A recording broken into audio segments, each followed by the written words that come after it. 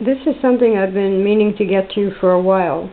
I'm putting a new belt on my 1897 White VS IIb sewing machine, and this is a polypropylene belt from McMaster-Carr with little tiny connectors to hold the belt together. And I will put the part numbers in the link to the video. I bought 10 feet, and this is a little bit more difficult to do, believe it or not, than the steel coil belt that I put on my Singer treadle. Now what I've done is I've removed the old belt, and I've got the new belt in the groove of the flywheel, and I couldn't get the connector into the end of the belt. So I had to use a sewing awl, which I put into the hole, the end of the belt, and then you see a pot here with hot water in it, and I left the awl in the end and then put the end with the awl in it into the hot water for about 2 minutes, and that softened up the end of the belt enough for me to be able to push that connector in. So now I am measuring how long this belt has to be, and I need to cut it there, and then I need to heat up in the hot water the other end of the belt and then push it onto the connector. So I'm going to go ahead and do that and hope I have the right length.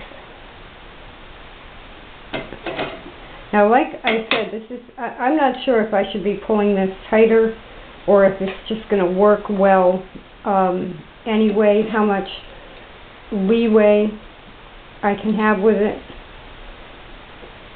I'm hoping this works well because I also want to use a piece of this belt to build up the hand wheel area of my Singer Spartan so that the bobbin winder hits better. So I knew that was going to fall off anyway, but I'm taking this end and I'm going to stick it in the hot water with the awl in it. And it took me a few minutes to figure out that this might actually work. And I just want to get the belt lined up on the flywheel again.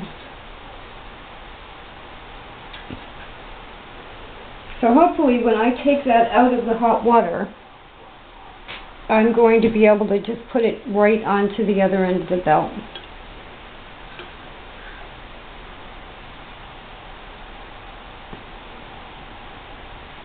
And I think I won't worry about it being lined up on the wheel because I did cut it to length. So with the steel belt, all I had to do was cut it to length and then the connectors screw into it. But this is a little different, so let's try this.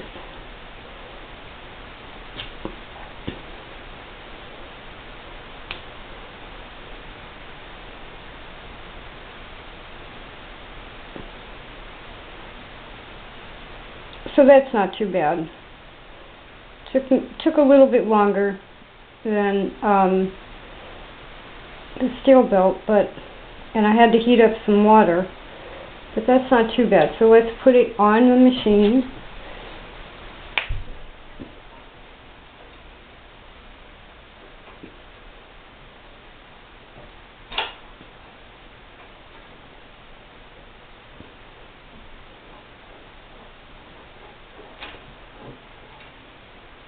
Now, the reason one of the reasons I'm setting up the white treadle with a new belt is because this treadle tabletop has a back extension table. And that's going to make it easier to keep quilts from getting caught up in a flywheel. Now, I'm not really having a problem doing this. I just don't want to overstretch it. And this is a common mistake Oh, you can tell I'm having a bad day. Do any of you see what the problem is? This has to thread up through the hole to the treadle. So now we'll see, one, if I cut it too long, and two, if I can easily get it back in there. I'm almost positive it's going to be too long.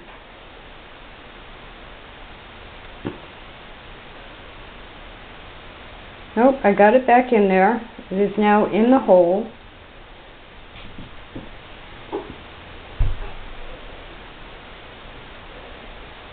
It is more loose, which means I had it like that when I cut it. And we'll see if I have to cut it shorter.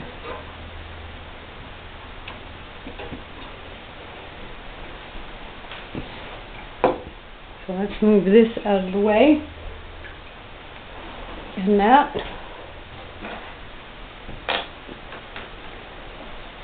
I wanted yellow for sunshine and happiness.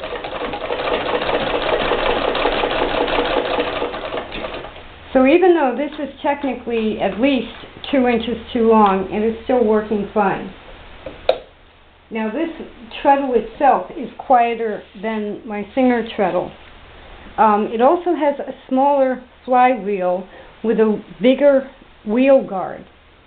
So overall for treadling quilts, I think you can see the back extension table.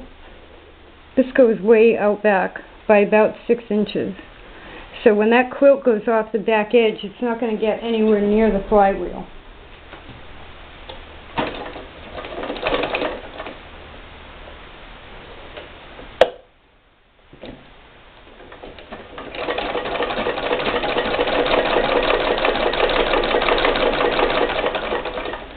Wonderful. McMaster-Carr polypropylene treadle belt. And I will put the part numbers in the information section of the video.